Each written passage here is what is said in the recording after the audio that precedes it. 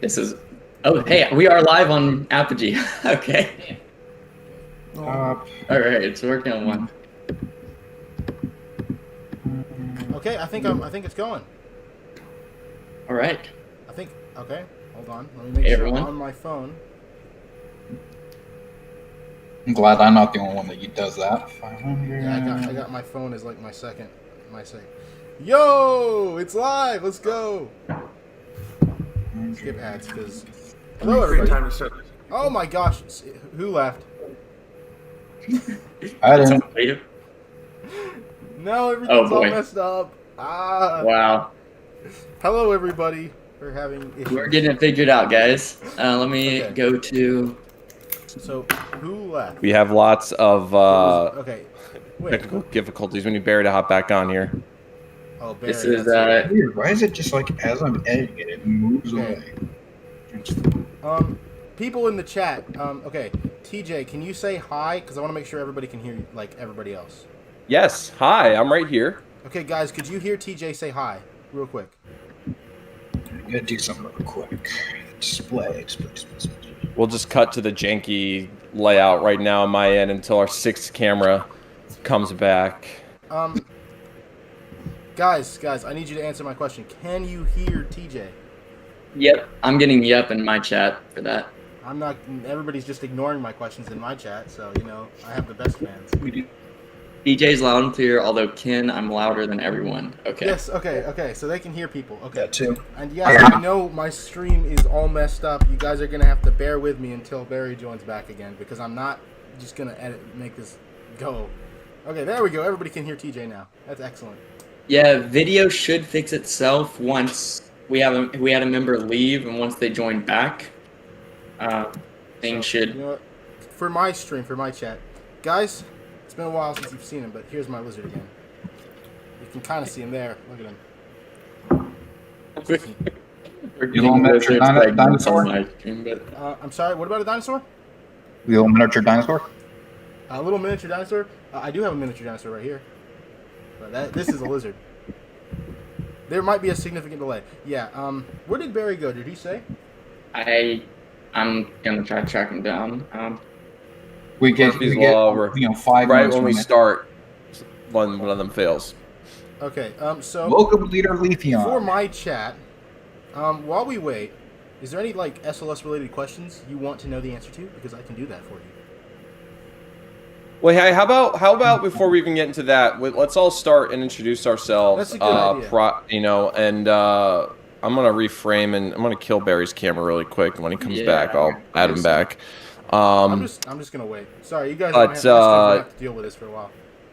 So let's start. Let's kick it off with Andrew. Andrew, why don't you tell us? What do you do? What are you excited about with Artemis? And just introduce yourselves to everybody.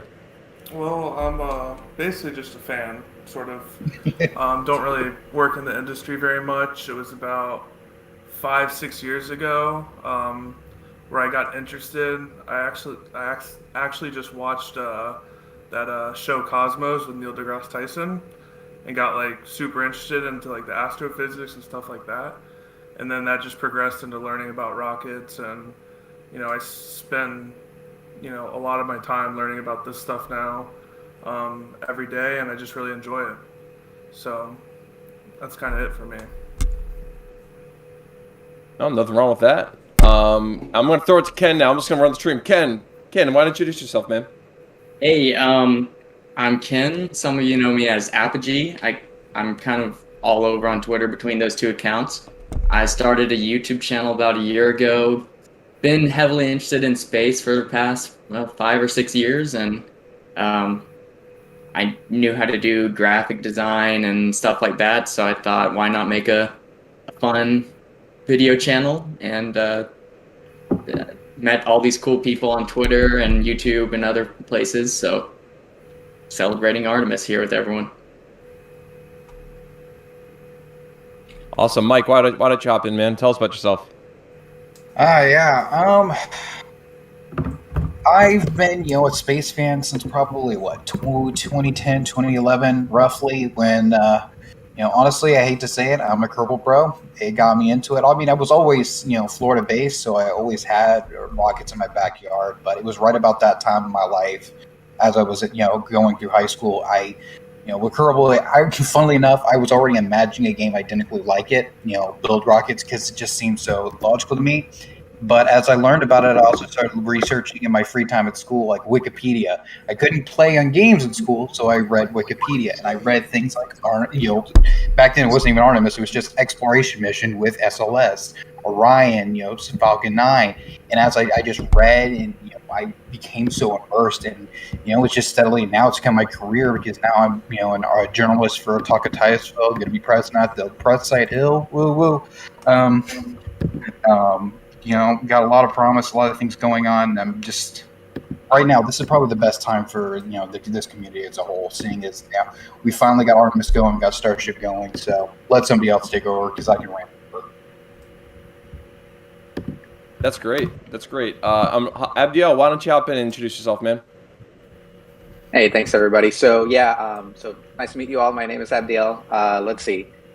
Interest in space has been in for quite some time. I've had a couple of chances to do a lot of different NASA activities while I was in high school and in college. I think the major one that kind of solidified the effort was getting the chance to do an internship over at Kennedy Space Center for the last space shuttle launch, STS-135.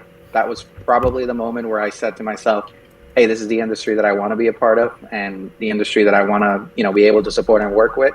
And so fast forward a couple of years from now, I had the chance of working with NASA for 4 years, where I worked 2 years technology development for the Exploration Ground Systems program, and then 2 years working as an integration engineer for that same program, but supporting the vehicle assembly building and the rotating and processing and search facility. And we can get into that a little bit later in the stream. And then after we've completed all the efforts that had to do with Artemis 1, associated with SLS, and we had that first rollout, I had the great opportunity to transition over, and now I work for Blue Origin, supporting New Glenn Stage 1 as a aerospace system engineer. I guess as an added bit of fun, in the downtime, I also work for the Walt Disney Company, supporting monorail operations over here at the Disney Resort. So a lot of fun stuff. I get to say I get to do my hobbies as far as my job. So really exciting. Yeah. You work on like two of the largest rockets that are being made right now outside of Starship. Thanks, That's pretty incredible.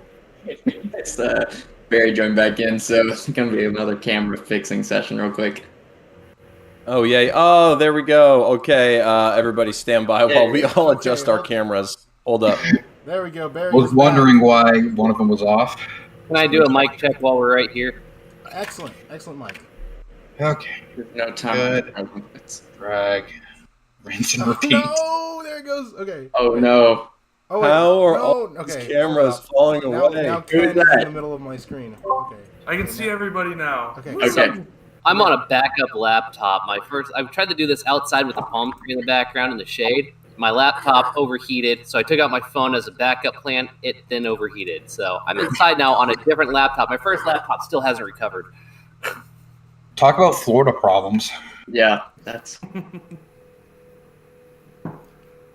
All right, who's going next? I think Barry, since he's just came back, should go next. All right, sounds good. My name is Barry Bonzak. I work at Lockheed Martin Space. I help build the Orion spacecraft. I'm a production planner, which means I'm kind of the intersection of engineering, the technician workforce, and the supply chain. So everything all comes together at the Kennedy Space Center, and I help plan the work for what's being done each week, as well as what's the long-term plan and schedule, and when are the parts needed, when does the engineering need to be released.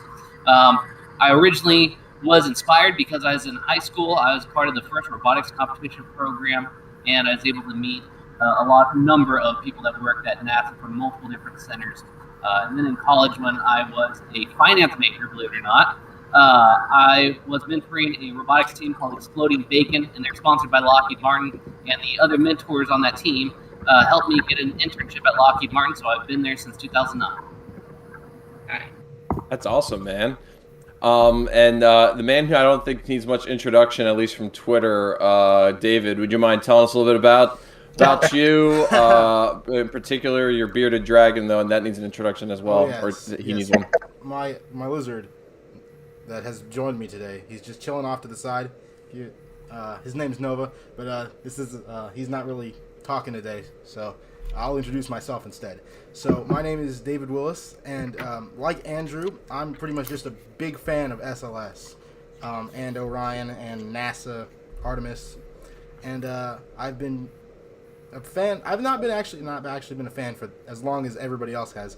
I became a fan after having seen the forward join for the first SLS launch. So ever since then, I've been a huge fan of SLS, and I've been doing as much as I can to help people be aware of the awesome orange rocket, So that's me. That's awesome. And I'll go last. Hey, everybody, I'm TJ. I don't know, people know me from random different projects, but my most formal training in space exploration is I went to space camp as a kid, but personally and professionally, I'm just a storyteller and love telling the story of space. So I started my YouTube channel like 5 or 6 years ago now, back when we thought, this was around the corner. But it's been a really exciting journey to have that channel and work on that, and also very active on space Twitter and along all these people, which is how I got to know all of you. And I'm just excited to talk about this launch that we've been all so excited for, to return a crew-rated vehicle back to the moon for the first time in 50 years. Maybe I can kick off the first question. Where the vehicle is Orion. We do have Barry here, who has worked on Orion, has been around Orion, and I know Abdiel, you have too. Can you guys just kind of describe to us, what is it like to just be inside that capsule, and in terms of the space, what is it, if you're someone floating around in there, can you just describe the space a little bit, what it looks like and feels like? So I think I better take that one first. It is about 33% larger than the Apollo capsule, so there's going to be plenty of room for the astronauts to do their thing, do their work, travel to the moon in comfort. There's a lot more creature comforts on the Orion spacecraft than the Apollo spacecraft had. If you're not aware, the Apollo spacecraft didn't even have a toilet, and there's some really fun stories out there on YouTube on how the 3 astronauts went to the bathroom. So I won't go into that, but the Orion spacecraft has more creature comforts that the astronauts will be able to travel there in more comfort. And also, we're adapting the spacecraft so women will be able to fly, which the Apollo spacecraft would have been very difficult, I believe. So more people will be able to go to the moon than have ever been able to. I don't think Apollo was at all accommodating for women, since given the urine reception system, let's put it that, I don't think it would have worked at all. No. I have only been inside of one of the crew modules. In order to go inside, you have to have a training class for confined space, and it's an 8-hour class, and then you have to renew it every year. So I did that early in my career, but I haven't done that since, because I'm not required to be in there. I was at the time because I was helping take pictures and status of things that were installed. So I went inside the Artemis 1 crew module, but I peeked into the hatch of both 2 and 3. And that's not even the only ones that exist right now either. That's the most exciting thing. Oh yeah, and Exploration Flight Test 1. I was inside that one too after it came back. Wow. Oh, that's even better. Yeah, I did have a question about that. So for EFT1, what are the main differences in Orion between that one and this one flying? If you can elaborate, Sure. or are they very similar? They're somewhat similar, but the Exploration Flight Test 1 was very much more developmental than Exploration Mission 1 is. Exploration Mission 1, Orion Exploration Mission 1, Artemis 1. You've been saying that for so long, you forgot. I can't believe I said that. Artemis 1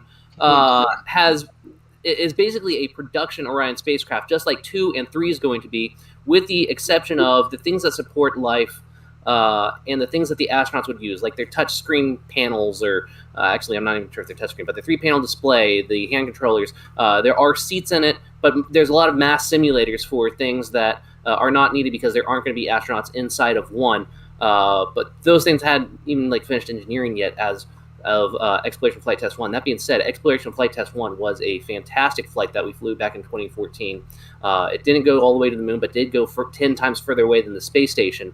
And it had radiation sensors, and it had the whole propulsion system, and it was a really good demonstration that the entire return to Earth system works, including all 11 parachutes, including the heat shield, including the back shells, and the radiation sensors really proved that the avionics are not going to be messed up from radiation coming into the spacecraft, because we flew it through the Van Allen belts and twice through a really harsh portion of the Van Allen belts, a place where the Apollo spacecraft didn't even fly, just to really test out how sturdy are those avionics and the rest of the spacecraft.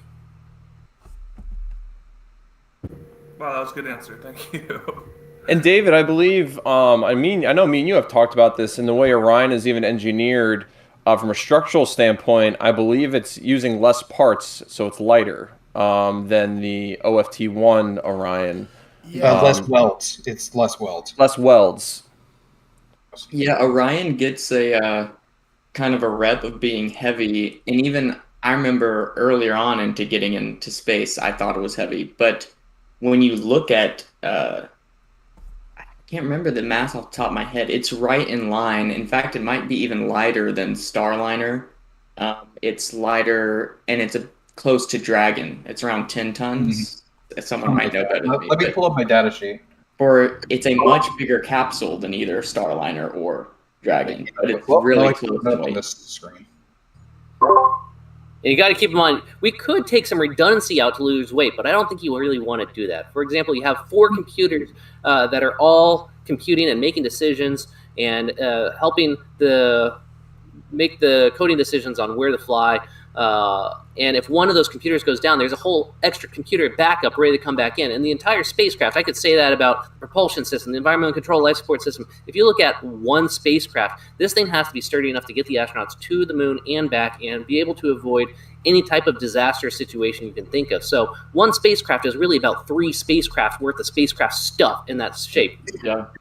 Yeah, there's a big part of NASA crew rating is dissimilar redundancy and like having backups, but a different backup that can do that task if the initial function proved to not work for whatever reason. That way you didn't have 3 of the same functioning item that, well, the first one didn't work, the other 2 might not work. So it's like it's 3 spacecraft, but also like 3 unique spacecraft in a lot of different ways. I got a good question from Aravel in chat. Is Artemis 1's Orion going to have any cameras, like 360 cameras inside it or outside it? I can talk about the cameras. If somebody, well, no, I think Barry, I'm sure can too. But I'm working on a video on this right now, which is why it's very top of mind for me. Let me give a short answer, then you can give a longer answer. How about that?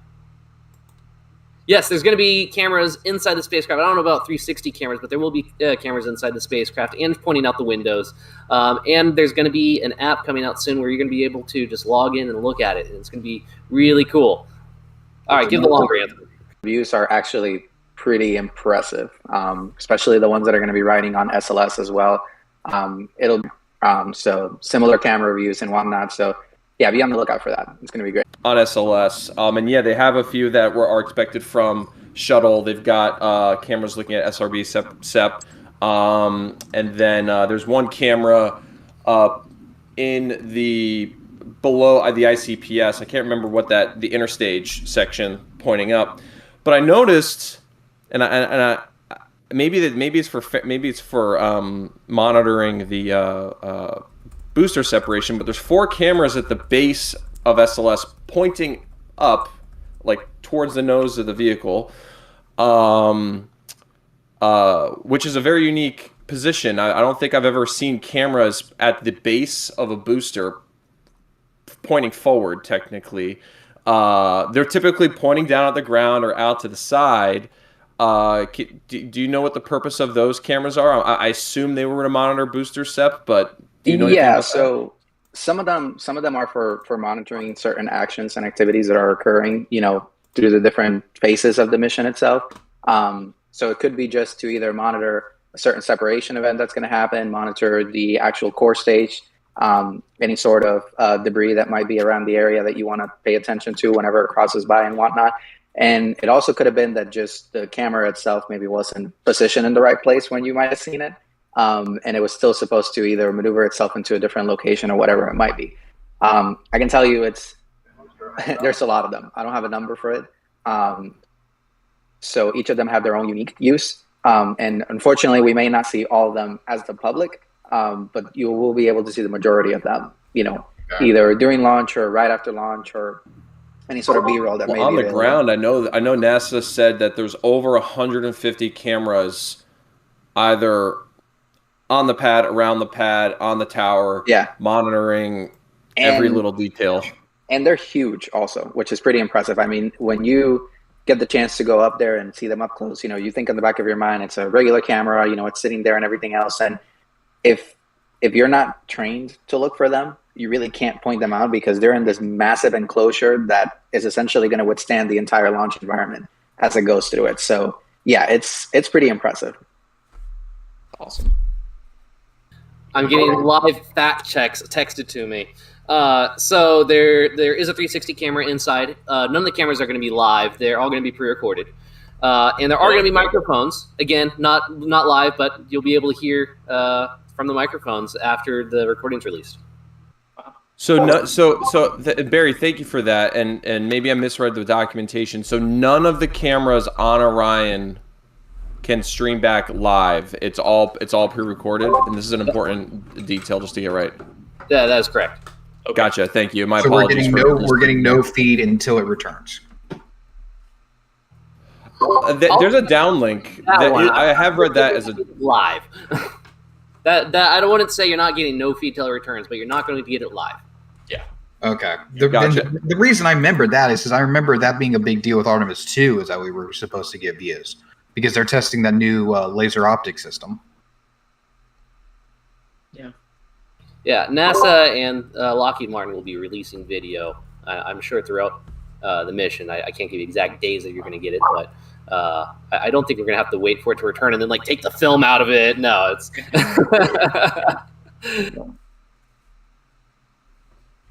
Gotcha. That's helpful. Thank you, Barry. I'm really excited to see, just from the launch vehicle side of things. I didn't get into space until probably 4 or 5 years after the last shuttle launch. And I can't remember, but I was probably one of those people that just assumed the shuttle was still launching at that point. So I've never watched a shuttle launch live. So I think this will kind of be, it's like watching an even upgraded, more powerful shuttle launch. So I'm really excited just from a space history point of view, actually getting a chance to see that potentially in person or at least live. I think that's awesome that you weren't even around for the Shuttle program, but you became inspired to start following recently after that. That is wonderful. One of my biggest fears when we retired the space shuttle was that there was going to be a 4-year gap in human exploration. And I was really concerned at that time about if you're not launching, that is the thing that makes people really pay attention. And humans going into space really inspires people. And then it brings everybody to Brevard County to watch it. And it's on the news. It is really good to have multiple spacecraft launching humans back into space again, and it is just a thrill of my life to be a part of the program that's sending people back to the moon. Yeah, something reflecting on the shuttle program. I mean, I did try to tune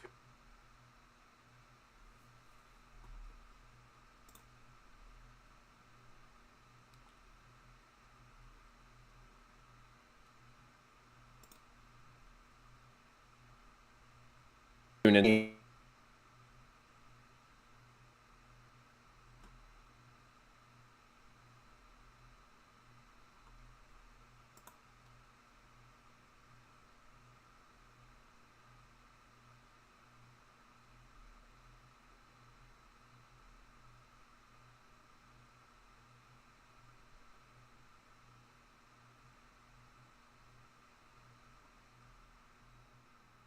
And see one of the shuttles flying on one of the carrier aircraft, the one that was flying into Dulles. I made sure to go see that because I was like, the last time I'm going to see the shuttle fly.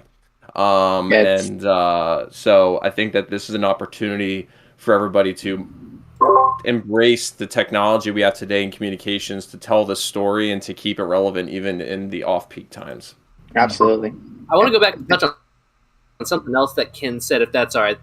He said that he thought the space shuttles were still flying, and you know what? I really appreciate what you communicators and influencers do to help tell the story of NASA, even though you're doing it on your own time, because it is so important to have people understand, or at least just be a little bit knowledgeable on it. You have no idea how frustrating it is to drive 1 hour outside of the Kennedy Space Center and talk to people at in just common areas, parties, grocery store, whatever. And there are 3 common misconceptions. One, when the space shuttle was retired, NASA closed down. There's no more Kennedy Space Center. That is a very common one. 2, commercial companies purchase the entire space center and they run the entire facility now, every bit of it, even the wildlife. Right? That is a very common one. And then the 3rd most common question I get is, where do you all keep the aliens? And I want to let everyone know that aliens do not come to our solar system. They check the reviews. It only has 1 star. Honestly, I can't blame them. Oh man, I was holding out hope that David's gonna get, just for my viewers, as far as reorganizing cameras. I'm hoping David reconnects so things will just snap back to where they should be. But in a few minutes, I'll fix it. I can see David. Yeah, David's good. David is back. You might just have to refresh your screen. I'm so sorry, guys, but I'm having terrible stream issues right now. Something is just going absolutely wrong with my end right now. I don't know what's happening. I do want to let the viewers know that I'm going to do a giveaway of space ice cream in celebration of Artemis 1. And in order to win this ice cream, astronaut ice cream, you need to create a drawing of David Willis hugging the Space Launch System. So please, I don't care if you draw it with paint, crayon, pencil, whatever. Please submit that to us through, preferably on Twitter, since that's where we all are. Reply to one of the tweets, and we will select a winner, and you will get astronaut ice cream for the viewing of Artemis 1. So again, it's SLS. David hugging SLS is a critical aspect of the competition. May the best person win. So yeah, reply to one of our tweets, and we'll select a winner. Wait, and if you really want creativity here, it doesn't need to be beautiful, but creativity here is a very important aspect of the competition. David, can you give the viewers an example? I'm sorry? Give the viewers an example. Yeah, I can You have it right there. I don't think we had one pre-prepared. There you go. Yes. There we Perfect. go. There's your that. example. It could be a large SLS. It could be a tiny SLS. I think that there's a lot of opportunity here for an SLS hat. people. Yeah. So I'll remind folks again on the stream, but astronaut ice cream can be coming your way. I thought so. You're actually serious. You got ice cream you're gonna give away. I'm not playing. That's pretty incredible. Well, I would never lie about something like this. Actually, that reminds me, I have a whole box of food from Roscosmos. I might whip out a little bit and have a little taster. I'll be right back. Okay. I've got literally creamed borscht, I think, that I've never had before, so we can see what that's like. So I'll be right back. I'm going to go grab my box of not ice cream. I wish it was ice cream. Yo, my stream's working again. Yo. Okay, sorry. That's very exciting that my stream has decided to work. All right, yeah, I'm excited for the food review. Let's see it. Food review. Let's see. The Artemis Celebration stream has now become a culinary show. Yes. So while TJ comes back, I guess I'll take a moment to mention, when you guys were talking about the shuttle program and everything else before. So I was actually one of the other people who also didn't get the chance to see a lot of the missions. I'm originally from Puerto Rico. I was living in Puerto Rico for the majority of the program. Visited Florida a couple of times. Probably saw them off into the horizon and just thought it was something random going up that I didn't really pay attention to what it was. But honestly, having the chance to, be there for the last one, and also having the chance to be there as well for every single one of them being taken out of Kennedy Space Center. So I don't know if you guys remember, Barry probably remembers and might have been there, but, essentially all of the shuttles left Kennedy Space Center on top of a 747. And they did a bunch of flyovers around Florida before they left. So that was definitely a really impressive opportunity to be a part of. And, I try to tell everybody, I love Apollo. It's great. Artemis is going to be amazing, but I think Shuttle has this very special place in my heart because it was kind of the one time that NASA was able to have that opportunity to have a very quick, relatively quick turnaround on missions and have multiple vehicles that are doing the missions that they have to do. And I'm sure we'll get to something like that in the future again, along, you know, the collaboration from our commercial partners and whatnot. But it's just incredible, you know, to have in the 80s literally a plane that went into space and came back. So yeah. That's honestly being a lifelong Floridian. That's probably the biggest thing I've grown to miss. Is honestly the sonic booms, just the constant reminder of us, how often, how frequent it was. And now it's just, the Falcon 9 is great and all, but it doesn't give that sort of statewide reminder of, hey, NASA's still working. NASA is still rocking the world. Because right now, the Falcon 9, like I said on Twitter a few days ago, it's just, you kind of forget about it because all that energy, instead of being spread out in a big sonic boom, it's all onto that drone ship. So it's just, it doesn't have that same knocking reminder. If it was returning to the launch site every week, it may be slightly different. But I think another thing is the shuttle had a character. It's funny how this is turning into a shuttle stream, but from a design, is a shuttle rocket, SLS, yeah. Yes, it's shuttle derived, so it gets some of the clout, But it's not just a cylinder, which most rockets are, and I love most rockets. But having a shape that you can identify and anthropomorphize, in every movie. Yeah. The shuttle is right up next to, I want to say, the R7, and when in terms of silhouettes, those are the two most distinct. Because even the Saturn V can very easily get sort of mixed up with, say, the Saturn 1B, other smaller rockets with launch towers. But the space shuttle with its wings and the R7 with its with those side boosters, those are some of the most iconic and distinct silhouettes just ever in all of rocket history. Yeah. Another thing I'd like to Abdiel mentioned something, and I'd like to point it out. The shuttle and SLS is a shuttle-derived rocket, which I think and I think also Ken mentioned something a while back that these are both all kind of connected. SLS, it feels a whole lot like the people who weren't born during the Apollo program and were too young to get into the space shuttle program. It feels like a combination of the Saturn V and the SLS. So it's like a second chance for people to actually get to go and rewatch both of those programs if they missed them, which I think is pretty cool. Yeah, I actually came to a realization myself. The last time there was a first test launch of a moon rocket was in 1967. Both of my parents were less than 6 months old when that happened. Apollo 4, we were less than 6 months old. And now they're both in their 50s, and we have Artemis 1 doing the same mission. So it just shows you the separation, but also the significance of how much we've, improved from the Saturn V now to SLS. And people blame it for being old parts, but it's still got so many, I keep diving into, the developments and the engineering, and it's just like, this isn't an old rocket at all. Even the RS-25s, which were ripped from shuttles, had so many modifications since STS-135. It's not the same vehicle anymore. Yeah. So I want to just let the group vote really quick. I have 4 different options, and they're all absolutely gross. And it's possible that they're expired because it says shelf life 24 months, and I got these from Russia a year and a half ago, and I don't know when these were made.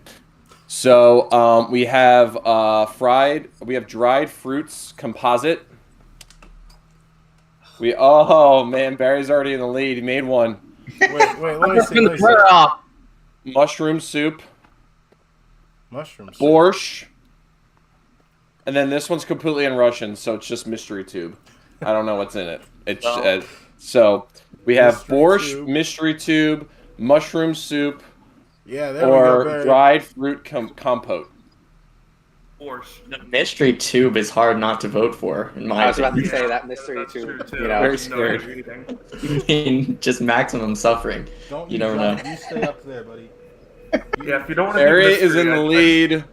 for Right, the everybody David watching Willis the hugging stream right now. SLS. That's the competition. Looks You like gotta David do has a that. new profile picture. Yeah. I love it. Orange Rocket, good. Art is my passion. I love it. All right, so I'm gonna go with the. You guys keep talking, and while I have this mystery Russian space food out of a tube that's Please stay in likely camera in expired. case we need to, call emergency services or something like that. I'm actually scared. I don't know why I volunteered to do this. Sit in a box. I'm like, you know what? I'm gonna use it. Let's do it. TJ, So I gotta be while honest, TJ man, I does don't know that- if I would be nearly as brave as you to eat like expired Russian food. So I'll I ask- studied in Russia for 2 weeks with the UCF Study Abroad program. This was back in about 2008. And let me tell you, when the Russian food isn't expired, it's awful. Borscht is terrible. It is really. We were very happy to get home, and we actually had like a UCF Study Abroad meet and greet with all the other people. And like we were sitting at the table with the people that went to Italy, and they're telling me about all this food, and we're just going, "Ever try borscht?" What's happening right now is that there's 4-step instructions, but they're all in Russian, and the description isn't very clear. I have to add deionized water. It looks like. You want to try one that's less A little more steps. English? That's understandable. No, All right, I no, think if I he's will gonna try the Russian mystery food, meat. He has to go all the way, right? I mean, you got to do the Russian too. What sounds less dangerous? Expired curd cheese and fruit puree, or expired borscht? Expired borscht. Borscht. Stay away from the cheese. Good borscht, Does yeah. the borscht have sour cream in it? I think it's in Russian, and he probably can't tell. You probably can't tell. If it has sour cream in it, you probably want to stay away from that too. Otherwise, it's just tomato. Well, it's a little botulism. It's okay. Someone in my chat TJ, just what said, you "Are we need- about to TJ, watch What you TJ need to food do is you poison need to like himself?" take a little bit of Very each and, like, mix them all possibly. together. There's a YouTube channel that reviews They're military food. this is I Baran watched on this a one. channel where a guy has eaten up to like 200-year-old food. Yeah. He's eating Wait, Civil War TJ, attack. TJ, did you say that was a Baran? Oh no way! Oh, it's Oh, upside I have a sick. Baran tile. Come on, guys, give me some Yeah, credit. you gotta eat that one. That's pretty cool. Yeah, you gotta eat Baran. It'll instantly lose its value as soon as you open it. There's no Baran barometer. lost its value the second it flew. My lizard has decided he doesn't like my little SLS and has just knocked it off my table. So that's pretty awesome. Okay, it doesn't smell like it's sour Starship or bad. It just smells like it's borscht. fan, he drinks Kool-Aid. Is borscht a synonym for bad by any chance? Okay. Oh, that's dry. Hold on, we're gonna squirt some out. That's not hardened. Oh, there was a pretty good question that has passed, but I wanted to ask it because I saw it. Somebody asked, what do you want the impact of Artemis 1 to be? So that's for everybody. I just remembered it. Sorry about my duck. So if anyone wants to answer that question, 'cause I think that's a pretty good question. I That's a can good jump in on two things I want the impact to be. We talked about how Shuttle is still like running the space world's perception, and I do want that to be updated. Oh, my dog's going crazy. Millie, come Agree. Every movie still has the space shuttle in it. I think, yeah, Because and I it's don't so think Artemis iconic. 1 will change I mean, that. you know, but- you pick a rocket. You can even pick Starship, but Starship just reeks of, somewhere in between. It's just a generic rocket, and it looks so 50s. It think doesn't. on It's not Starship- distinct. The Yeah. shuttle with its wings, its orange tank. You can even from 100 miles away. It's just 4 or 5 pixels on your screen. That's a space shuttle. I don't know, Even the but- Saturn V. I'm telling you, even that gets confused by the Starship by lay actually people. is rather identifiable, but who knows what it's actually going to look like. If Starship with its flaps and stuff starts flying a lot, I do think that will become pretty recognizable. Yeah, But it's not free use like Shuttle is. So that's another issue, is like that's actually owned by a company, whereas you could, I'm wearing an Artemis shirt that who knows if NASA was even involved making it, because it's all free use. I can, you can use the logos and their designs and stuff. I think one thing that Artemis 1 probably won't do, but maybe by time we're doing 3, 4, actually landing on the moon, is make the consciousness shift to like, oh, something different is happening now. Because that will be an event that, especially the first one, the whole world will be watching. So that's one impact. And The the other big difference impact, is between Apollo and today is that with Apollo, you had all the families gathered around their TV sets.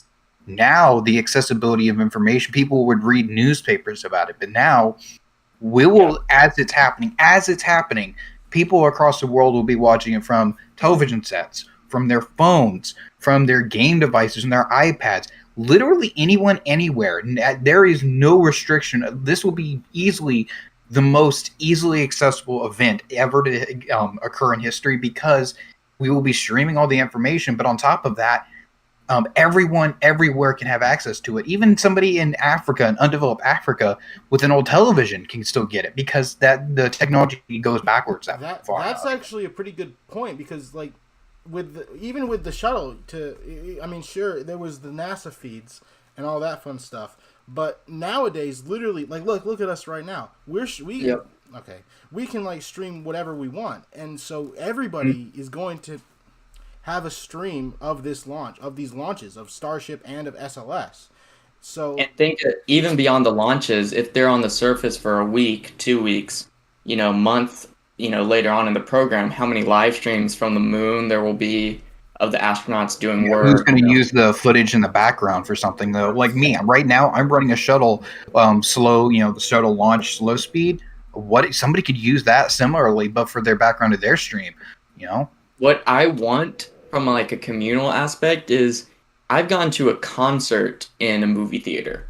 Like sometimes big artists will do that. They'll live stream an album dropping and they'll have a concert. And I went to the movie theater site, bought a ticket to it, and watched it live. I really want to watch the Artemis 3 landing live on an IMAX screen with like 100 strangers in a movie theater. And yeah. I'm glad there's actually people that work on Orion. Someone throw that out to NASA because that needs to happen. That's my goal for Artemis 3. That's a good idea. That's a really good idea. We got some time to work on that too. Yeah. Here's what I want.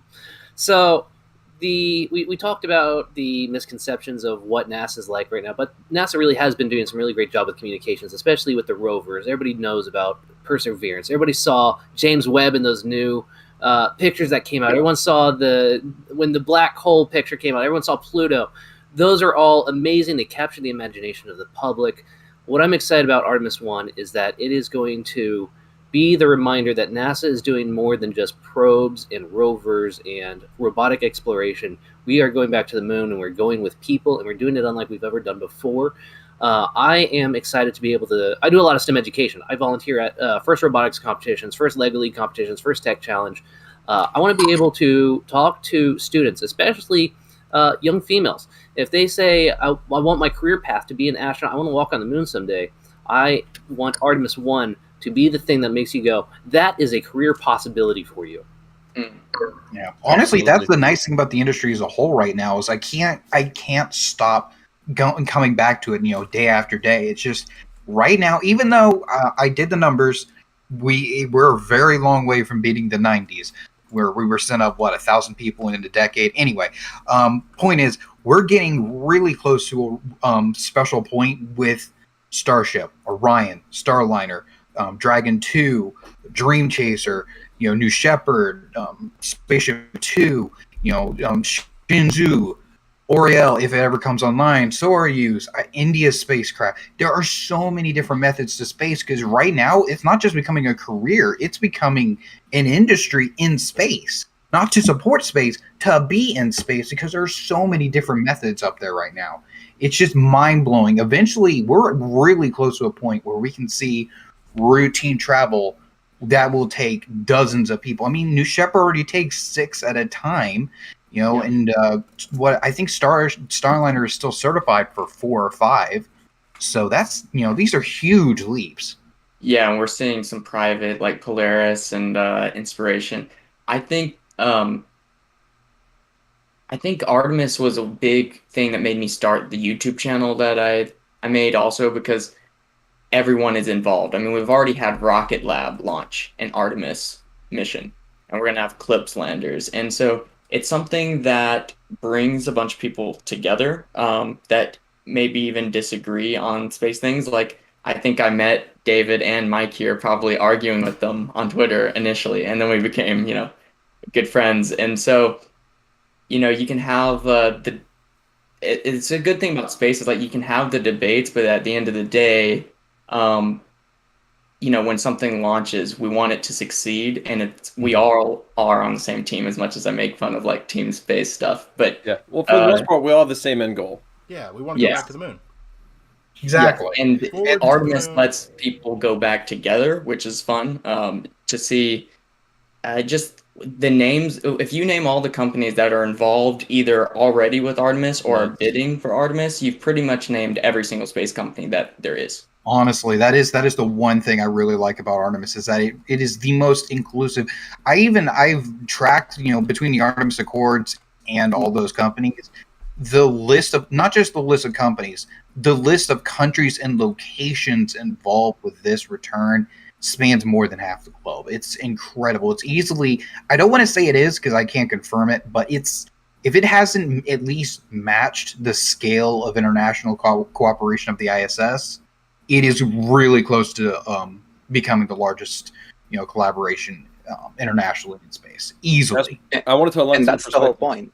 to Barry's So- perspective earlier on NASA doing great PR work and communicating out these missions. What does get lost on like space super fans, like folks in this chat and folks watching the streams, is that we wish that people paid more attention in the off-peak times and wasn't super exciting, but when it's go time, when these missions are launching and when they're happening, the world is watching. And that's largely due to the great work that the folks at NASA and their contractors are doing. And, I'd like to think that people like us are also making an impact on that as well. But when Artemis 1 is happening, people are going to be paying attention.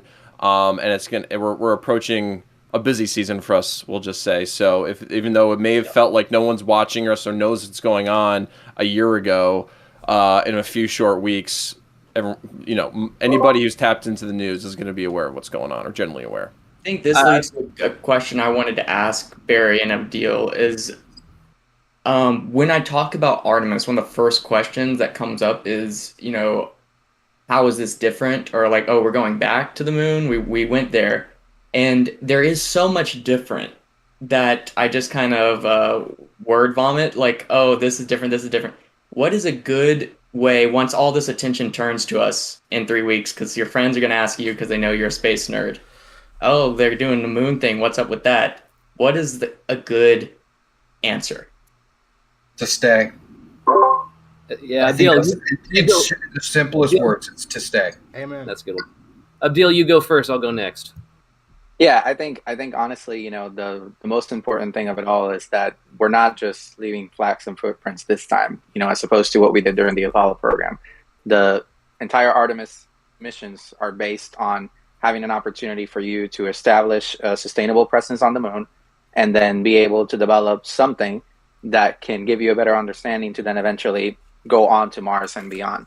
So it's very different from the Apollo program in the sense that this time, we're really not in this competition with another country. We're actually collaborating with other countries and other companies as well to be able to get to the missions that we're doing right now to go to the moon. And that's the majority of what it is, the whole Artemis missions.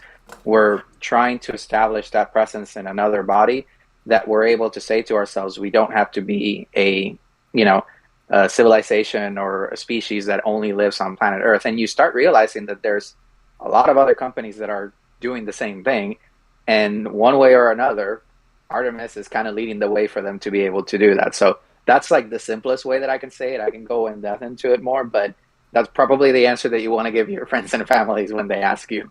Barry, you can go ahead if you have other stuff to add. No, that's fantastic. I would add, a lot of the times you get that question, they want to know, what is the science return that you're getting for the money that you're putting into NASA and the space program? They want to know, why can't you just have robots do everything? They want to know, what is it that you're going to research differently than you researched during the Apollo program? So the quick answer I like to give is saying that we've been to the moon is kind of like saying I went to the New York airport before, so why would I ever want to go back to New York? There's some stuff I haven't seen yet, okay? Like that. All 12 moonwalkers went on landing sites on the equator of the moon. It's the driest, most bare portion of the moon. So if aliens came and landed in like the Arizona, portions where you don't have people living, or if they land in the Sahara Desert, would they say, why would we ever want to go back to Earth? No, the equator there is very dry. We got a lot of really cool research done on the Apollo program, but the Artemis program is going to go to multiple different launch sites, maybe return to some of those at some of the missions. But one of the really cool things I'm looking forward to is we're going to go to the south pole of the moon. There are craters there that are so deep, the sunlight has never touched the bottom, and we believe that there is solid ice down there that we can go and harvest. And if you can go and harvest that solid ice, you now have water for the astronauts to drink. If we have landing systems that are hydrogen powered, you have a fueling station. We're going to go, as Mike said, to stay, but this is how. We're going to be able to build bases. We're going to go to places where we can actually harvest resources off the moon. And if we just went with the Apollo program and never went back, we wouldn't have even known that there was resources there for us to harvest. Yeah. And I think Very actually mentioned one quick thing, and I'll take a moment to actually give that, I guess that, what's the word that I'm looking for? That sponsorship, I guess, for lack of a better word. There's this something called NASA Spinoff. If somebody that's here hasn't listened about it before, or anybody that's watching in the stream, and you'll get to see the hundreds and hundreds of technologies that on a yearly basis are created from efforts that NASA has done through its partnerships with companies that are technologies that you and I are using every day, and it goes anything from clothes to shoes to equipment that the fire department is using right now to what planes are utilizing to communicate with everybody else. And that's just, the tip of it. So it just shows you that, we're not only doing it just to say that we did it. We're not really only doing it just to say that we're giving ourselves an opportunity to go be in another planetary body, but we're also doing it, like Barry was saying, to return back to our kind and essentially make this world a better place. So yeah, check off the NASA spinoffs if you haven't had the chance of doing it. And each private company has essentially their own websites that does that same thing as well. I know Lockheed is very proud of the work that they do that gets used, in other areas throughout the industry. So when you get a chance, take a look at it, and you'll see that your taxpayer money is being put to use in something that you use on a daily basis quite more often than you would think. I've had an idea for a while. Spinoffs is that we need like a portal, a centralized port. I mean, they put the publication out. I've seen that. And there's articles and things of that nature. But there's an opportunity there for some kind of immersive portal to show how different aspects of daily life have been influenced and and taking like piece of tech. And here's 5 things that go back to a particular mission or something that is a bit more of a playful experience for the general public, so that they can really understand how money we're investing today is impacting technology and science in the future. It's something also great. We've had NASA at Home at one point was one of them that was kind of similar to that. I don't know if it's still online or not. And there was one for aircrafts and aviation where you can kind of go into your house and click around different things that you would normally see in your house and how NASA has like impacted that. But it's funny that you mentioned that. So while I was working with the NASA folks, I actually went to a conference and I met the folks that work, the spinoff publications and the documentation and everything else. And one of the things that they mentioned to me was, they were like, Abdiel, if we had the chance to put the NASA meatball on the things that NASA has actually collaborated with, kind of like how, Adidas has their own brand and all that other stuff, you will see the logo everywhere. And that's just something that it would be nice if people would have the opportunity to, communicate it and get the chance of spreading it over. But they really can't, because, it's a government agency and we're not here in the business of, sponsoring and making money off of it. But it's it's really fun to see that, If there were NASA logos on everything, it would breed even more NASA conspiracies. Yeah, the funny thing is, it's not even on things we can all see, because like my mother, she developed training modules. I don't know if you've ever done like on-the-job training. That's what she does for her company. Annoying, yes, but the point is, even those modules and the steps and the, you should do this. This is the advice you should take, came from NASA specifically for the Apollo program, so that they can better train their training people. They could train the simulator operators. They had to develop that. And now it's in use in corporate America, and you wouldn't even imagine that would be something. It's just procedures. You wouldn't imagine that would be something NASA would come up with. But no, that has its roots even there. And going back to a previous topic you guys mentioned, robots versus humans, the simplest point I have on that is that how long have we had rovers on Mars? What, 30 years now? And yet the amount of technological return from that, not saying they're bad, but in what was it, 6-7 years of Apollo, and that changed society forever in terms of technology, electronics, computers.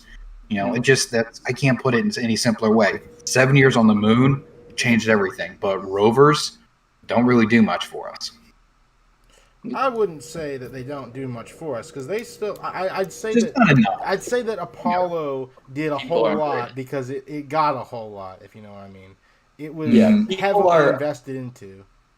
Are underrated. I was watching a video last night about how Perseverance had a few rocks stuck in its like It's tired. collection chamber, and the whole mission was like, oh, this might fail because like 3 or 4 pebbles were there, and it's like you could get a third grader to fix that in like a minute if they were there, but Humans, and it's like this human billion-dollar exploration. robot, it is fragile in a way that a human isn't, even though we think of humans as something you don't Also want to fragile. extend.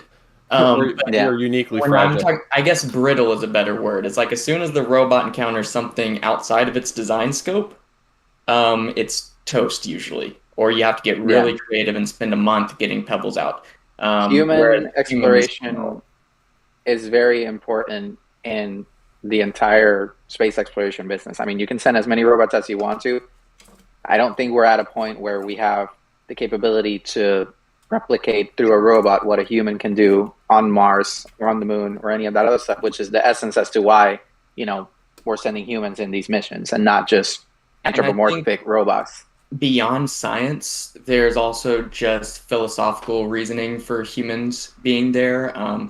If we're talking about exploring and why do we want more knowledge from science? It's to affect humans' lives. And why do we want to explore? It's to expand humanity's knowledge and horizons. And if people aren't the ones that are actually out there exploring, it kind of begs the question, like, what's the purpose of of building these rockets if we're not going to bring people out there? I mean, I think it's important to the most useful application is when we're doing it in tandem. So just like on Artemis 1, they have all these CubeSats going. So, they're going to look for, you have Lunar Ice Cube going to look for the ice. You have Lunar HMAP, hydrogen, like Barry said, for the maybe a future fuel depot. And then you have Biosentinel looking for, how radiation affects biological matter. So, like, that's going to really contribute to when humans arrive. So I think that's important. And Andrew, actually, you mentioned those CubeSats, and we totally forgot to mention it. Some of those CubeSats are being done by universities as well and other countries. So it's pretty impressive how you don't have to be a major corporation to be a part of these missions. I mean, you can be in school right now and you can be actually working on that. I actually have somebody who was my intern, who's now a full-time person at Kennedy Space Center working on the mobile launcher, that her university actually has one of the CubeSats that was going to be doing that. So it's just impressive how you can be a part of these missions no matter what. And I mean, let's talk about, Barry could probably talk about this more, but the whole Callisto efforts, I don't know if you guys have an Amazon device and you've tried telling it to rap about space or any of that, but that's pretty freaking cool. And I'm sure that, they have a lot of other stuff going on with that in Orion. So it's impressive, the work that's going on. Yeah. The CubeSats are like, when I first started looking into like what they actually were, because I'm used to like ride shares to low Earth orbit, and they're usually just like a relay or an Earth imaging satellite. They're kind of, they're impressive, but they're kind of generic. And then when I started looking into these, they're all just fascinating, from the solar sail going to visit an asteroid to multiple different novel propulsion devices. They're just really fascinating, all of them.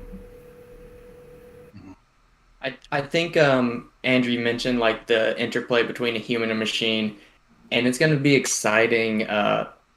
My hope is that Artemis results in a sort of ISS on the surface where people are always there. That's a huge hope. Oh wow, things really shifted around. Yeah. Okay. Now everyone. Actually, my cameras got messed up, but Okay, well, There you everybody's go. moved around. TJ David is the now only the one using host of correct spelling for Apogie's. me. Yeah. Well, but Very I One good. thing I wanted to know what you guys So- said. Nobody changed. Nobody moved back where they went. Let's just Wait, suddenly now I'm in view. What the heck did we lose?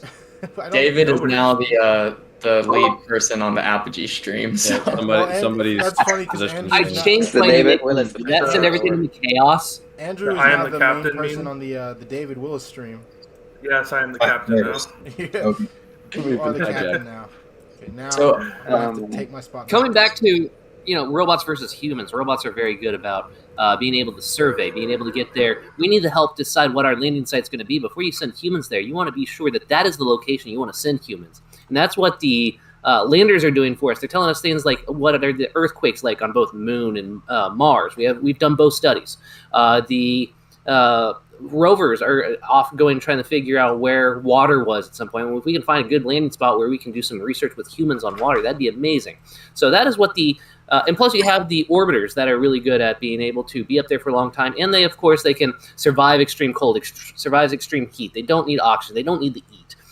You can send them relatively inexpensive. You don't need to have all the redundancies on them. You can send them less expensive, and you can send a lot of them. And when you actually start sending humans, I'm looking forward to a future where there's robotic assistance to the humans that are there. Unlike anything Apollo had, you could actually have robots going off and like mining some sort of resource or going off and exploring something before their like next EVA mission begins. So it's going to be a very cool future of robots and humans at the same time. But going back to the Apollo program, if you look at Apollo 15 and Apollo 17, when the astronauts, Dave Scott, discovered something that was interesting, you could hear the excitement in his voice as he discovered it. He was digging the orange soil. Yeah, I the think that orange was. soil. Oh, you guys nailed it. Orange soil. So as soon as he found it, immediately he got really excited about it. And then he knew, I'm going to start digging a trench. NASA didn't have to tell him to do it. He didn't have to wait for instructions. It didn't take 45 minutes. It didn't take scientists on Earth to go study what is it that we just found or these pictures. He immediately knew, because humans have a supercomputer in their head that we cannot match with robots right now. But there's also an emotional attachment to it. And hearing an astronaut immediately get excited about something he just discovered is something that I can attach to personally. Yes. And the same thing, Genesis Rock, Apollo 15, when they discovered Genesis Rock, they immediately knew they found what they came there to go looking for. And they were excited when they picked it up and looked at it and basically told back Mission Control, you all are going to have fun studying this. I think what something I was going to say before the cameras got flipped around is the combination that we're talking about of robots going out there to survey before humans and robots working together and this is like a perfect example of how the advancement of Artemis is versus Apollo is. I've seen the concepts for the rover being something that can work autonomously so let's say we're waiting for the next Artemis landing. The rover can still go around, use an arm, do science, and then the people, when they land, can get on the same exact rover and drive it around. And I think that's just so cool. It's kind of mecha in a way, where it's like the robot has its own life, but also is a tool for the people. And so even though I'm looking forward to the future where people are always on the moon, the crossover to getting there is going to be really interesting, where you have time periods of just robots and then time periods of robots and people working together. Yeah. And the thing that just going backwards, at least, the practicality, I will never forget an article I read once where I think they said the capabilities of an astronaut compared to, granted this was an Earth experiment, but they still, roughly the same sort of scenario of the similar tasks in a similar amount of time. The human could do 300 times more things in the same amount of time. And like you said, if they encounter an issue, the astronaut can overcome it immediately, as opposed to, having to wait for, or potentially in the case of the mole drill that you guys were talking about earlier, just completely gave up on it because Mars spat it out. Yeah. Another good example, Apollo 11, when they got back into the lunar module and they were taking off their EVA suits, Buzz Aldrin broke the handle on his control panel, so he immediately took out his space pen and jammed it in there and used that. Try to get a robot to do something like that. Yeah, if Buzz Aldrin had been a robot, I don't think he'd be back on the moon by now. I mean, back on Earth. If By Buzz now. Aldrin was a robot, he wouldn't have survived. What was it, Gemini 11, when their computer failed? I think that was Neil Armstrong, wasn't it? No, Yeah, I mean, that was Buzz Aldrin. That was Buzz Aldrin. Oh, I yeah, know yeah, that. yeah, I yeah. remember. See, if he is a robot, we could just rebuild him. That's true. He's That's too true. crazy. He's crazy enough. I could believe he's a robot. I I do think have it a was question. Armstrong and Dave Scott on their Gemini mission that started spinning out of control. Yeah. Yeah, that's. I do have a That question was that for you mission. guys. I recently read a lot about the problem with the regolith. Like I knew it was a problem during Apollo, but I didn't realize how big of a problem it was. Huge. It's a It was miracle fascinating to read 17 about it. survived. They, I know, it you know, was there's so really- much damage. Really bad. So I was wondering if there's if either SpaceX or NASA, I know NASA's probably been working on it with studies and research, or if you know if anybody that's made progress on how we're going to address that for Artemis 3 and so on. Because I have no I have So an I can idea, tell but I'm you- gonna let them speak. That there's definitely some work that has been done, at NASA to try to identify that. And there's some additional efforts occurring within our R&T community. So while I was supporting the research and technology community over there at Kennedy Space Center, those of you that are familiar with SwampWorks and whatnot, it's a facility at Kennedy that essentially dedicates themselves to developing, really cool technologies that can help the industry. There's some work that's ongoing with that. And they actually have a test bed that simulates the moon environment and whatnot. There's pictures out there somewhere. I'm sure if you Google it, you'll see it. And so there's many different companies and enterprises that have been working to try to solve that problem. And I'm looking in my Rolodex of data, what I can and cannot share, and that's probably as far as I can go. So I was gonna say to that, for the base, I'm really excited to see what base module proposals we get eventually, because that to me is the exciting part. But if Starship, hopefully, and it continues to be our lander, and if it continues to be a lander for Artemis 3, I know they have an airlock set up. So just due to the size, it kind of makes sense. Whereas, back in the day, you just had to walk into the main cabin with all the dust on you. Yeah. The cabin Yeah, was they're- the airlock. That's honestly a that's long-term a health thing. issue. With those Remote- longer missions, you're going to be inhaling more lunar dust, and given how it's micro glass essentially, definitely want to try to minimize that as much as possible. If they're able to, use that airlock, it'll be interesting to see how effective that system turns out. An airlock would be the most effective because you're going to be isolating the crew quarters and the outside environment. At least you'd have that membrane that can be the barrier.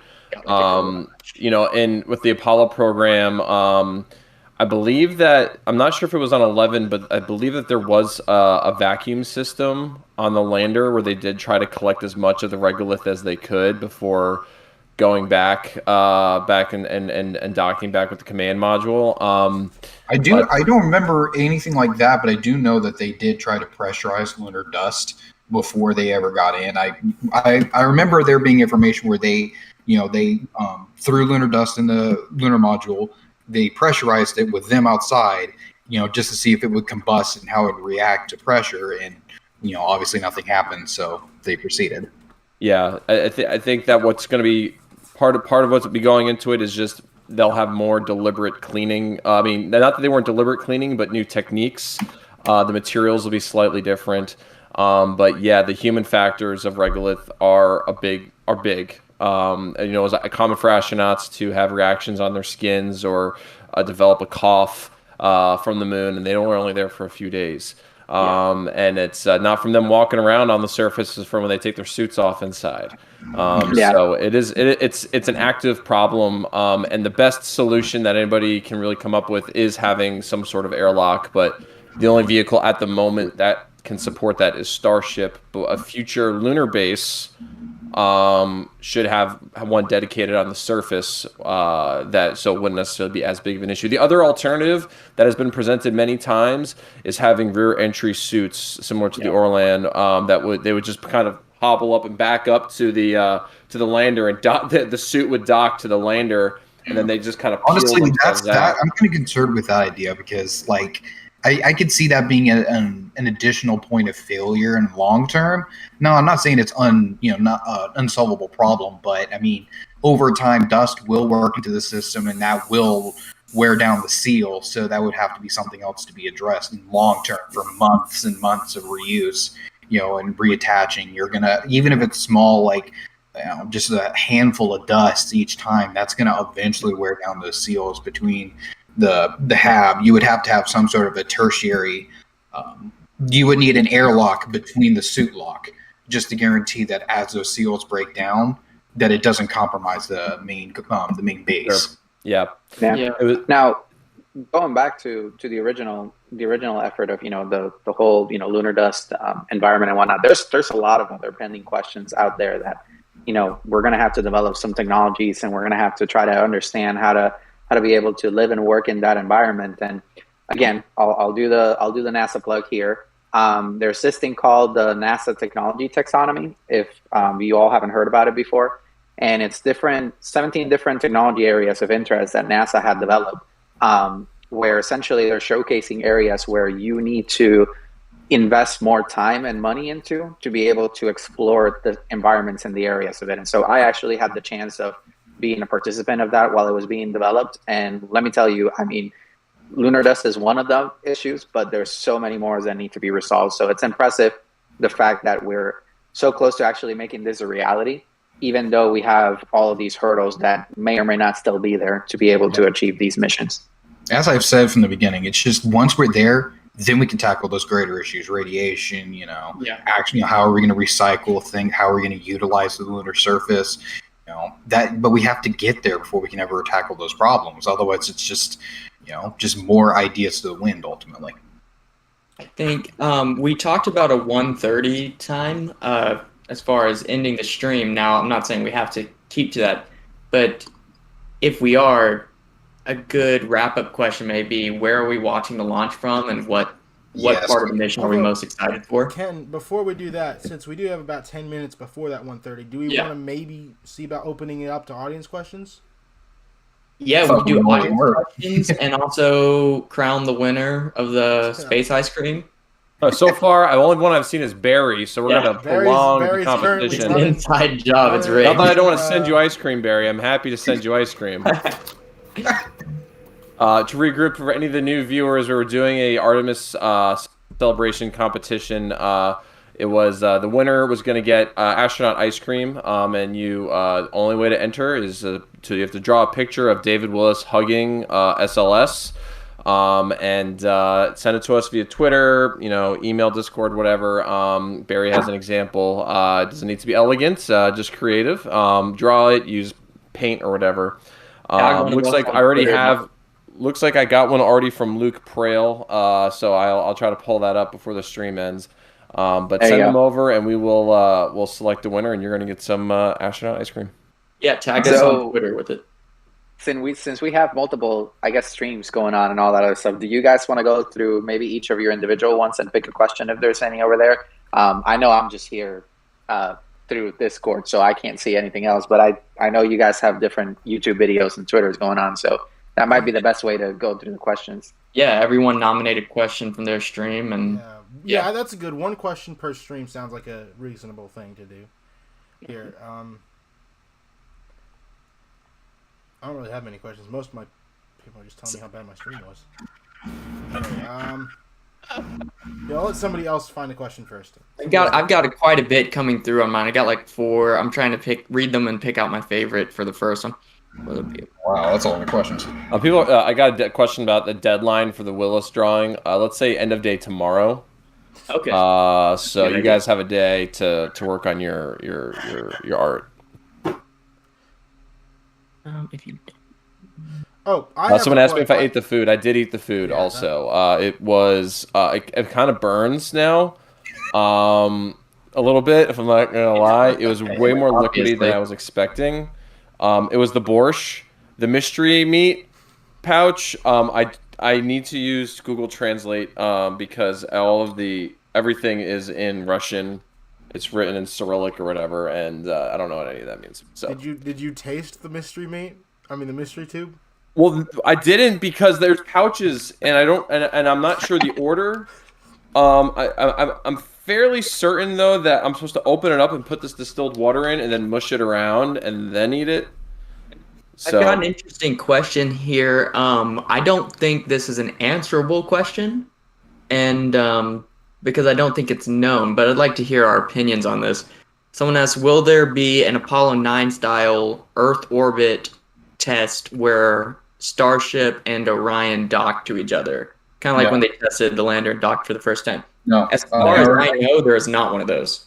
Yeah, Oh. there's now. However, we may see different Apollo 9 tests individually. We may see Starship perform some sort of like landing maneuver, with a pseudo simulated lunar surface in Earth orbit, just so that way they don't have to spend the money to send it all the way to the moon. And we also will guaranteed see tests of the spacesuit, but on the International Space Station. That was the limitation of Apollo 9. They didn't have a space station. Yeah. They didn't have the technology to actually fully render a lunar surface in in an empty space. The only way to simulate it was either with small scale or really run it with numbers, but even then it still wasn't accurate and it wasn't as dynamic. Nowadays, we can put it through the same paces in Earth orbit, get the real performance data from Starship, while also still being able to put a simulated cast. But even then, my money would be that we would send Starship all the way to the moon and not do that test. But it's possible.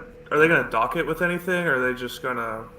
I can't imagine they. The first docking of Orion, Starship will be to Orion. Yeah. Yeah, because I was gonna say, it is a little interesting to think that the first time the two actually dock will be people on board. We're doing this thing. Yeah. Yeah. As of now, that's the plan. I mean, Part of the the docking HLS system isn't anything new, so I mean, there's no reason to. part of the HLS contract requires the HLS provider, which is SpaceX, to do a uncrewed mission prior to the landing. So we will see a full up Starship launch, retank, send it to the moon, do the mission, come back. HLS part of the requirements for HLS-2 is I believe it needs to be able to loiter at the moon for up to 90 days in orbit. Yes. So there's a lot of these various requirements that are required of HLS that will happen at the moon, but like Mike said and everybody, a lot of the stuff that was tested with Apollo 9, Apollo 8, or whatever, we've proven through a lot of other technologies, and we can test it in other means. So it's kind of a mission that it would be a relatively a waste of time and money because of what we know today. Yeah, I tend to agree with that. I think that there was a briefing yesterday that occurred when they were discussing the possible landing sites for Artemis 3, where a question was asked on how the mission is going to go. And so from my understanding, you'll have your human landing system going and essentially departing before Orion does, getting to the moon, and then afterwards Orion will eventually dock with it to be able to complete the mission. But that's as far as I am aware of that I remember on how that is supposed to be operating. And that's the 90-day loiter seems to be kind of to catch that, because at least for the first Artemis missions, the plan is not only for the lander and stuff to launch before, but the lander will be ready and checked out in NRHO waiting before people ever board and launch. And they want that leeway because launch windows for crew launches are different and everything, and they need that time, that flexibility to have it hang out. So it was a 90-day minimum requirement, so likely Starship will have the ability to loiter much longer than that. And pretty much every lander proposed is like a multi-launch thing. And with the idea of having to launch it before and get it all the way out to the moon, the Artemis launches, at least for space fans, will be a very long, month-long event, multi-month-long event of watching the first launch, the depot launch, the lots of big launch, rockets, the HLS launch. That is the one nice thing about this Artemis program is that with Apollo, it was just one event. Whereas this, it's not only just one. It's not just launch. It's launch, EVA, docking. You have so many different activities. Yeah, the missions are like a month long versus a couple weeks at most. Yeah, I think and then the that may be lander- another thing we have to explain to people, but it will be more fun for us at least. And I'm gonna have to dip out here, guys. If you're here in a few minutes, I'll be back. I just got to drop somebody off. So. Okay. All right. So does anyone want to? Also, I'm not going to turn off my camera to not screw up anything. I'm just going to disable it. I feel like we should point out that don't even do that. Yeah, just leave your camera up, dude. Because if you do that, then it's gonna mess It's just gonna mess everything up. Well, I'm not gonna disable. I don't know. It reorganizes if one person even just turns their camera off. Just put I just blur hit on. his frame on my feed. Or Mike, if you can wait a few minutes, we can like wrap up the stream right now because it's 5. Well, no, I think I 25 got anyways. something. I got something. First, where are you watching the launch? Yeah. Oh yeah. So, I'll be watching the launch in the press site hill, hopefully alongside with you, Barry. I'm not invited. I understand. All right, you guys enjoy your stream. Don't bother me. I got sticky tape. Okay, cool. There Whatever. we go. This is the type of human problem solving we're talking about. Yeah. And where are you watching it from? This is that It's like big Apollo supercomputer 13, up they there, put- right? Swagger put the label over the jettison switch. Great. Oh, So man. who was up next on? I'll go next. I'm seeing it I'm probably gonna see it from my basement. I can't get down there. So I will likely be just doing a live stream with everybody and witnessing it online, just like everybody else. But I will be seeing it in person. I just won't be able to see it for the first time, unfortunately, which kills me. Well, there's always going to be an Artemis 2 and an Artemis 3 and an Artemis. That's right. Yeah, and This there isn't the last will also launch be of a the giant first orange rocket, launch. that's for sure. There will also be a first launch of Block 1B. Yes. Hopefully. That So too. there will still be another first SLS launch, which is most rockets can't have multiple first launches. But so I probably won't be there live either. I got to move my wife back from Missouri like the 28th, so I may just be getting back the day of the launch, unless it delays out and I can plan a really fast trip to Florida, which You never I know. will probably attempt, but we'll see. Okay, well- So I can go next. So I am still trying to decide where I'm gonna be able to see it from. So it's either gonna be from the Cape Canaveral Space Force side, since those are the people who I work with now, or it'll be from the NASA side, depending on the availability of access and whatnot. So we're still trying to figure out the details of that. But for the rest of the people that are here that are watching it, I do want to give a quick reminder. The exclusion zone is pretty big, so make sure you're aware of the places that you can and cannot go. Do not leave it for last minute. There's going to be a massive, it's a low estimate in my opinion. So definitely, take advantage of understanding where you could see it from. Playa Linda is going to be closed, unfortunately. I think they posted that yesterday. For those of you who know in Florida, that's a really good place to go see SLS from, but it will be closed. And bring snacks, fuel your car, and expect the long time frame that you're going to be there. It's a 2-hour window. Yeah, come early. yeah. I know people are Yes. coming out night before, camping out and just getting their spots. I live in Orlando, which is literally an hour away from the Cape, and I regret not getting a hotel in the Cape. That's how worried I am about having to do the drive. So yeah, People were at Demo 2. There was a number on that, but I can't remember. over 100,000 people. I'll tell Okay, you so that. I would it was. expect much more than 200,000. Yeah, and I was there one for of those demo 200,000. 2. I saw that. Yeah, I was there for demo 2 and watched it from the visitor complex from the Atlantis lawn, and it was probably 2 hours to get into the highway, and that normally takes about 20 minutes. That's how bad traffic was. So yeah. Yeah, it's going to take a day or two to see this thing.